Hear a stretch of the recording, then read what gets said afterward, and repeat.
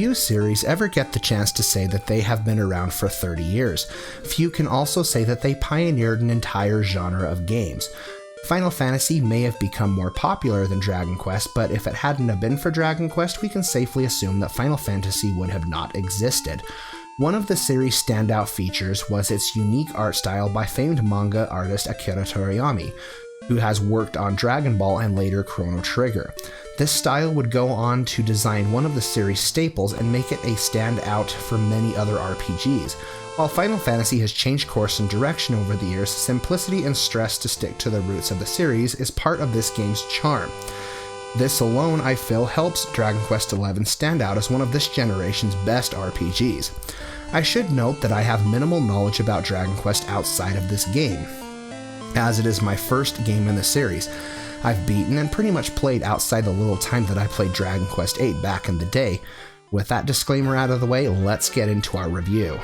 Dragon Quest XI starts out with our typical scenario of good versus evil. The young luminary is whisked away into hiding as an infant as his kingdom of Dundercell is attacked and falls to the hand of a monster invasion led by King Carnelian. The luminary, along with his childhood friend Gemma, set off to the top of Cobblestone as a coming-of-age ceremony. It is here that our young heroes are attacked by the monster and Gemma falls off the cliff. Our young hero saves her and awakens his power of the luminary, striking the beast out of the sky. It is here he travels to Heliodor to meet up with King Carnelian to learn just who he is and what the powers of the luminary are. He is locked up where he meets his first companion and friend, Eric. The story is set up rather the generic and the beginning, and it really takes a while for the story to get rolling, but once the plot moves forward, the rewards pay off. There are a few twists in the game that I feel will leave many players shocked. It is the characters, though, that really help this game to shine. The cast is unique and each member feels like they are adding something to the party in terms of personality and skill. Out of all the characters, Sylvando is my least favorite, though I still find him funny. His role of comic relief makes for some of the funniest moments in the game. It is through Veronica and Serena that we learn much of the world and what is going on. These twin sisters play opposite to each other in battle through attack and healing magic. Eric's motivations aren't quite clear at the beginning of the game, but without getting into spoilers, his character fleshes out and adds one of my favorite subplots to the game. Rab and Jade are essential to the story in as much of what is going on with them is central to the plot. I cannot stress enough how great this cast of characters are, and if you're looking for a cast you can connect to, this is one game that you'll want to look into. One thing worth noting is the voice work done by the cast to bring these characters to life. This was something exclusively done for the localization.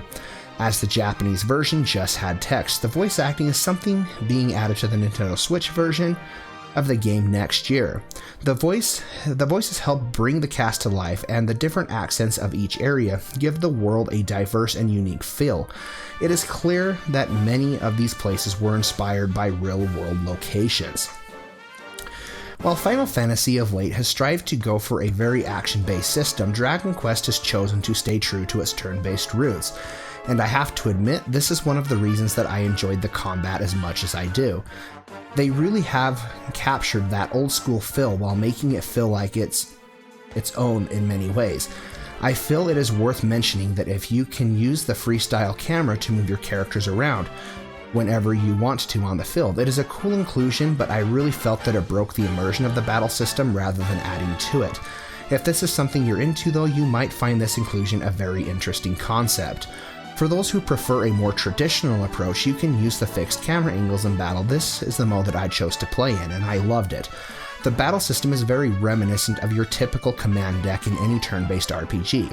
Select your attacks or spells and watch the animations play out. Something that helps it stand out though is through the pep powers.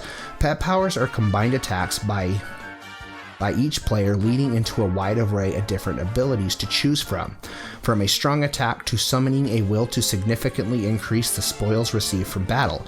Each participating member must be surrounded by a blue aura to use these special abilities.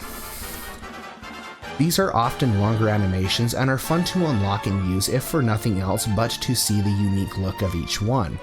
Outside of the battle, you are able to see your enemies on the field, which is always a nice addition. While I don't mind random encounters, it does make it much easier to farm certain enemies for quests or monster materials, and by slashing them outside of battle, you are not only able to get a preemptive attack, but you are able to deal additional damage to them at the beginning of the battle. The side quests of the game can add a bit of breakup from the story. They are your typical fetch quests, slay the monsters, or use special pep ability. The Fun Size Forge is another small mini-game in which you can craft weapons in camp. By learning different bashes and abilities, you're able to craft stronger equipment. You can also rework items and make it stronger using pearls. It does offer to be able to use a casino as well, and add a little bit of inclusion of that roulette mini games and things like that. If that's something you're into, it does offer some post-game rewards and offer some of the strongest equipment in the game. Last, I want to touch upon its visuals, sound design, and music. This is a gorgeous looking game, from its beautiful looking background to the unique look of the main cast, to the design put into each area to give it its own distinct look. The aesthetics replicate different cities around the world, gives this game a unique feel. Something that I really enjoyed is the unique look of the monsters that inhabit the world. Dragon Quest has always had some unique enemy design, but its visuals on the PS4 really help bring them to life. However, at a certain point, it does seem to fall into that typical Japanese RPG trope, and the detail and color palettes are rearranged with later enemies in the game. Though, at this point, I feel like I'm nitpicking to come up with a gripe. The sound design is well done. As I said earlier, the voice work really helps to add authenticity of each area being culturally different, and it was a nice touch. The music, on the other hand, isn't anything to write home about, but it does give us some catchy tunes, and there are some songs played at emotional moments in the game that add to those moments, making the music just fit that mood perfectly. All in all, Dragon Quest XI is a masterpiece that shows just how sticking to tradition can be beneficial. Turn-based combat is proven to work in this day and age. While the gameplay is not everyone's cup of tea, its charm and visuals, along with its story and characters, that give this game a unique charm. As of the typing of this review, I'm still finishing up post-game content and sitting around 93 hours of game time, making it a game well worth your money. If you're a fan of these types of games, I recommend playing it. This game is my second favorite RPG of the year, only to be beaten out by last year's Persona 5. I'm giving this game the Gaming of Spoon's seal of approval. You guys have been watching my official review of Dragon Quest XI. Seriously, if you haven't picked up this game, go do it and show it some love. It really does deserve it. This is going to be one of those games that it just has been overlooked this year, and I'm hoping it gets a second life on the Nintendo Switch.